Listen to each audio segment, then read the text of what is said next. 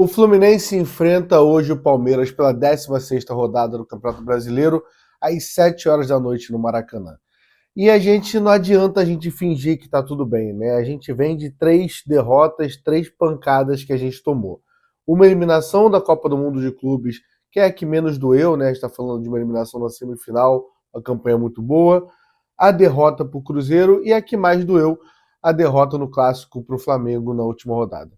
E a gente aprendeu que nesses 123 anos que o Fluminense acabou de fazer essa semana, dia 21, o que a gente consegue virar a chave e mudar o rumo que o Fluminense está tomando com essa sequência de derrotas é a própria torcida. É a gente conseguir, na nossa casa, na nossa arquibancada, no Maracanã, conseguir levantar esse time e mudar a trajetória do Fluminense. Então hoje é o dia de você tirar toda a desconfiança que eu tô, você tá, principalmente do ataque, de outros problemas, é tirar essa desconfiança e colocar a paixão no lugar e a gente conseguir esses 3 pontos na marra, porque vão ser importantes demais para o Fluminense, tá? Então vamos rodar a vinheta e começar a falar tudo sobre essa partida nesse pré-jogo de Fluminense e Palmeiras.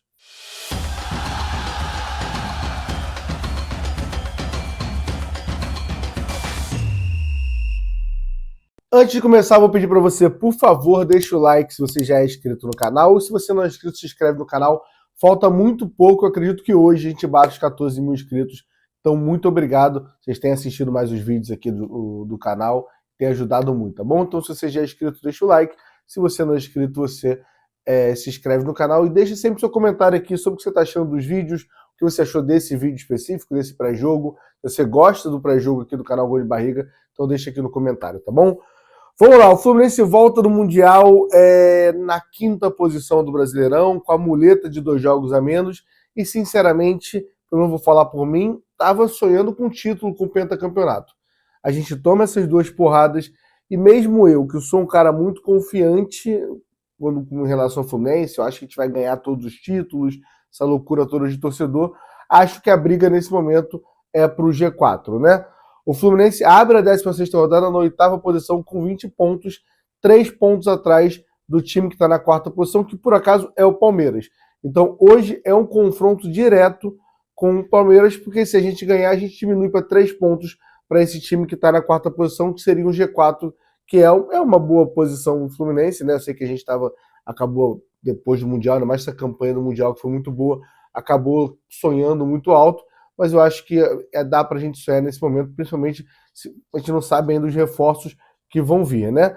Mas, da mesma forma que se a gente ganhar, a gente cola com 3 pontos pro Palmeiras, se a gente perder, o Palmeiras abre 9 pontos. Além que a gente pode perder até 4 posições na tabela, né? Isso preocupa muito, como se a gente ganhar também, a gente pode ganhar a posição do Mirassol nessa rodada. Então, assim, tudo isso depende do Fluminense ganhar hoje contra o Palmeiras, que é o adversário que a gente vai falar agora, falar um pouco sobre o Palmeiras, como o Palmeiras vem para enfrentar o Fluminense no Maracanã hoje à noite. Vamos aos números do nosso confronto contra o Palmeiras. São 121 jogos, 39 vitórias do Fluminense, 63 vitórias para o Palmeiras e 19 empates. Confesso que não lembrava dessa diferença tão grande do Palmeiras em cima do Fluminense, tá? Mas vamos lá, histórico no campeonato do Palmeiras. O Palmeiras, como em todo ano, ele começa o Brasileirão, nesses anos recentes, né, como um dos favoritos ao título, e não é diferente esse ano. Ele é um dos favoritos ao título. O Palmeiras, como eu já disse, né, se encontra na 4ª posição com 26 pontos, mas está 1 ou 2 pontos, 1 ou 2 jogos, né, na verdade, a menos do que quem está ali na frente. Então, assim, tem 3 adversários ali, o Red Bull, o Cruzeiro e o Flamengo. Ele está com menos jogos que todos esses 3. Alguns com um jogo a menos, alguns com 2 jogos a menos. O Palmeiras tem o desfalque do Bruno Fux na zaga, esse jogo que está suspenso por cartão amarelo, porém tem a volta do Flaco Lopes, também não é uma volta gigantesca, do atacante que estava suspenso na vitória contra o Atlético Mineiro, né? Se ele for em jogadores de destaques, o Palmeiras não é um time que faz muito gol, mas quem mais tem feito gol é o Facundo Torres, o meia do Palmeiras, que tem 3 gols no campeonato, né? Não tem nenhum atacante se destacando no Palmeiras nesse momento, mas tem muitos jogadores conhecidos e que se destacam na parte defensiva. A gente pode falar do goleiro Everton, a gente pode falar do Gustavo Gomes, do zagueiro, além de na frente a gente está falando assim, não tem feito muitos gols, mas o Vitor Roque é a maior contratação da história do Brasil, acho que são 25 milhões, se eu não me engano, de euros que o Palmeiras pagou ali no Vitor Roque. Posso estar errado nesse valor, mas acho que é mais ou menos isso mesmo, tá? Se variar, vai variar pouca coisa. É a maior contratação da história, então é bem complicado. É um jogador com muito potencial e a nossa zaga tem que ficar muito atenta, né? Sobre o jogo histórico, eu sempre gosto de pegar um jogo histórico de Fluminense e Palmeiras, ou qualquer adversário aqui no pré-jogo. Se você está chegando agora, eu faço isso todo pré-jogo. Eu vou de Fluminense e Palmeiras de 2018, cara. Quem tava na arquibancada lembra muito desse jogo. É o reencontro do Gustavo Scarpa jogando pelo Palmeiras com o Fluminense, e eu acho que eu nunca vi uma arquibancada com tanto ódio. Era assim, ele encostar na bola, todo mundo vaiava demais, e era muito maluco quando fui parar para olhar essa escalação aqui para gravar, e o Fluminense tinha o meio de campo com Ayrton, volantezão, né? O barriga de cadela prenha ali, Matheus Norton, esse é nosso volante. E Jadson. Essa é a trinca de volantes que a gente tinha em 2018, tá? Ainda contava com... Era Júnior Dutra numa ponta, Marco Júnior na outra, aí era Pedro ali na frente. Esse time ainda tinha Júlio César no gol, era Gum e Digão, Gilberto e Ayrton Lucas. Esse era o time que foi a campo contra o Palmeiras. Um time assim que não dá para confiar muito nesse time. Porém, todavia, a gente ganha de 1-0 o gol do Gilberto e é uma felicidade. E desde aí a gente não perdeu o Palmeiras mais no Maracanã também, né? Nossa última derrota do Palmeiras é antes disso, então a gente vem numa sequência muito boa. Eu sei que você está desesperado agora, mandando aqui para mim comentando. Fio, por favor, para de falar que você está zicando. Eu não acredito nisso, mas então, se você acredita aí, eu não posso fazer muita coisa com você. Mas já falei muita besteira aqui, vamos falar um pouco de Fluminense agora. Vamos lá falar de Fluminense um pouco. O Fluminense que não passa por um bom momento, né? Campinho aqui aparecendo aqui na tela, aqui do lado. O Renato, com a saída do Arias, está tentando arrumar o time, entender o que ele vai fazer com esse time, né? O esquema com 3 zagueiros não está descartado ainda, mas o Renato chegou a treinar com ele também, mas o time que o GE coloca em campo não são com 3 zagueiros. E além disso, ainda tem o Renato rodando o elenco que ele fala em sua coletiva. Então a gente deve ter a volta de Germancano, Nonato, Hércules, mas Martinelli e Thiago Silva, porém, podem começar no banco. O que é outra porrada que a gente vai tomar em relação a isso, né? Então, a escalação que vocês estão vendo aqui, que saiu no provável time do GE, é Fábio, Samuel Xavier, Thiago Silva ou Ignácio Freitas, Fuentes, vamos falar desse Fuentes que está nessa provável escalação, que é assustador, tá? Hércules, Martinelli ou Bernal e Nonato, Soteldo, Serna ou Canóbio e na frente Germancano ou John Kennedy. Então tem muitas dúvidas e a gente vai conversar agora ponto a ponto com esses jogadores, essas dúvidas que tem em campo, tá? Começando por ele, Fábio. Não foi muito acionado no último jogo contra o Flamengo.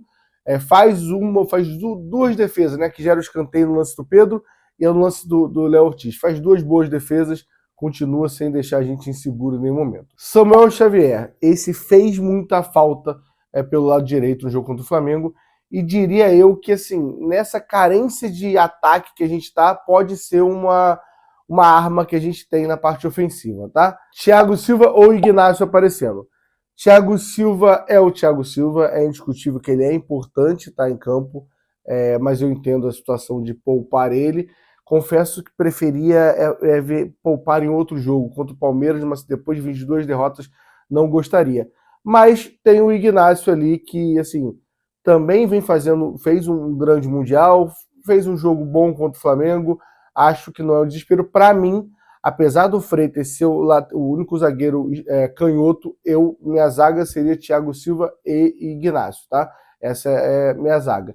E ao lado deles, Freitas, que não vem num momento horroroso, mas para mim, como eu já disse, seria o zagueiro reserva, mas porém é o zagueiro titular, muito valorizado também por ser o único zagueiro canhoto. E para fechar ali o lado esquerdo, Fuentes. Confesso que esse não dá para entender.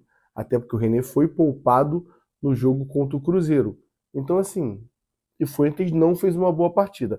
Não é que o René, o Roberto Carlos, o Marcelo, mas é que o Fuentes não vem numa boa fase. Então, essa é uma que, assim, é para perguntar na coletiva, porque eu não entendo. No meio de campo, a gente tem Hércules, que está aparecendo aí. que ele voltou ao time titular e que junto volte o futebol da Copa do Mundo de Clubes, né? Que ele foi muito útil e esse futebol que a gente precisa. E agora tá pensando Martinelli ou Bernal.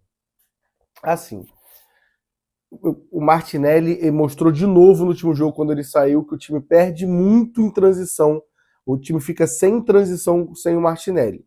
Não acho o Bernal ruim, não acho o Bernal numa fase ruim. Então é uma diferença muito menor dessa que o Fuentes, por exemplo, o René. Essa é uma que não me irrita tanto, mas espero muito que o senhor Martinelli comece de titular, porque faz muita diferença ao clube. E fechando o meio de campo, o Nonato. Que assim, não é. Eu não consigo enxergar o Nonato diretamente como titular. Confesso que pela coletiva do Renato, eu acharia que ele iria de Ganso. Não sei nem se é isso que eu quero, sendo bem sincero. Para mim, se fosse com Ganso, tinha que ser um esquema montado para ele, por exemplo, com 4 no meio de campo. Não seria esse esquema. Mas me surpreende pela fala que ele fala ali na coletiva, dizendo que o Ganso seria o titular ali contra o Cruzeiro. Aí eu fico na dúvida se seria mesmo, se não seria.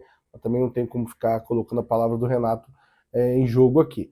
Enfim, espero que o Nonato pise na área, se aproxime mais, finalize, porque ele vai ser o nosso camisa 10 ali, né? Acho que ele vai até, se tiver o Martinelli, vai fazer essa troca, o Hércules também chega, mas é bizarro, porque eu tenho mais esperança nos volantes do que nos nossos atacantes. E começando atacante, a gente vai de Soteldo pela direita. Assim, só espero que o Soteldo, vou ser bem rápido com o Soteldo não seja o Soteldo que jogou contra o Cruzeiro. Aquilo é um absurdo. Aquele primeiro jogo como titular dele é constrangedor. Espero que não seja aquilo. Do outro lado tá aparecendo aqui os dois. O Serna e o Canóbio. E aí, vamos lá. O Serna é o cara que entrou muito bem contra o Cruzeiro, entrou muito mal contra o Flamengo. E esse é o pacote Serna. Vai apresentar momentos lindos e momentos desesperadores.